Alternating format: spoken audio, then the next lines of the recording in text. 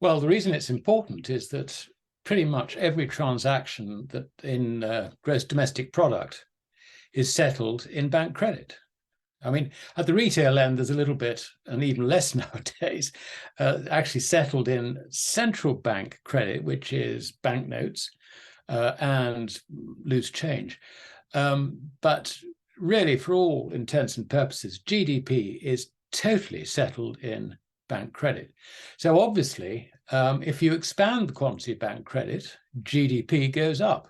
It's got nothing to do with whether people are, sort of producing more or whatever. It's just the quantity of credit, which is actually what you're reading. And equally, if you get a contraction of GDP, it is because the banks are reducing the quantity of bank credit. Again, it's got nothing to do with you or I suddenly deciding that, we're going to draw in our horns, we're going to save rather than spend, or, that's for the fairies. It really is. It is all to do with bank credit. And that is the important point which everybody should really understand. Don't listen to the economists who routinely tell you that, the economy is expanding. Oh dear, we've got we're in for a recession or whatever. It's all about bank credit. So that's the answer to your first question. Second question is that we do have a cycle of bank credit. And bankers are human. If you start from a point where, let us say, we have had a slump in business activity, which is generally, again, because there has been a slump in the expansion of bank credit, it has gone into contraction, you will find that gradually things settle down and bankers are still reluctant to lend. But do you know what? They've got their favorite entrepreneurs. They've got businesses which they've had long-standing relationships with, businessmen they trust. And these guys sort of start thinking, I'm going to start picking up some cheap businesses, so they go on the Takeover Trail. I mean, for example. And so they go along to the banks and say, I've spotted this opportunity. I think it's going to go really well. Here's my business plan, da-da-da-da-da. And the banker will rely on the proven ability of these company doctors, if we can call them that, to buy businesses. So they start extending credit. And it's very cautious to begin with. But of course, as you extend credit, what happens? GDP starts growing again. What does the banker think? The banker thinks, it looks like the recession is over. It looks like things are on the up. So perhaps we can be a little more positive about, if you like, examining propositions for loans. And so you gradually get this developing, and then it gets to the point where banks started competing with each other for loan business. And they start talking about, we need to get these customers or this customer in for strategic reasons. He's very, very important. So we will offer him a credit deal which he can't refuse. So you get this. So what you do is the expansion of credit, you find the cost of credit goes down. Now I'm talking of course about free markets because central banks muck everything up. So let's put that to one side for the moment.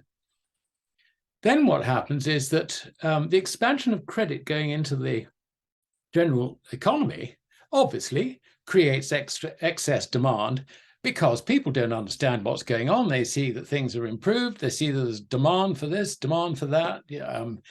Companies start hiring again and all the rest of it. And so you find that, businessmen who, a little earlier in the cycle, managed to persuade a bank to lend them money for a project, they find that the arithmetic in the project starts going wrong. And the bankers are aware of this. Inflation's picked up, there's labor shortages, there are supply bottlenecks and all the rest of it, all as a result of the earlier credit expansion. Now, the banker doesn't actually realize this because he's not an economist, he's just a commercial banker. But what he then finds is that enough of these businesses who he has lent money to and who also his competitors have lent money to, start finding that things aren't quite working out as they should because of the bottlenecks, because of the lack of available staff, because of the supply difficulty, whatever. And commodity prices have risen, all these factors. So what does he do? He starts being a bit cautious. And of course, at this time, his balance sheet has expanded from, say, total assets being somewhere between, say, 8 and 10 times, or 7 or 8 times, something like that, his, the shareholders' equity, to, guess what, something like 13 or 14 times. Now, this works the other way. I mean, it's lovely when things are going well. I mean, you've got, let's say, a profit margin between, in your credit deals between loans and deposits, say, of an average of 2%. You gear that up 10 times. I mean, that's a 20% return for the shareholders, or a gross return for them anyway. But once things start going south, that starts working against the banker. Now, what he will do is he will run scared. He will go from greed to fear. And they then take out all the offers in the market. You find that overdraft facilities are cut, everything. And you'll also find that when overdraft facilities are coming up for renewal, banker says, sorry, we're not renewing your overdraft facility. So they're trying to contract their balance sheets. And where we are in this cycle of bank credit is, if you look at the balance sheets in Japan, they're more than 20 times leveraged between total assets and shareholders' equity. In the European Union, they're more than 20 times.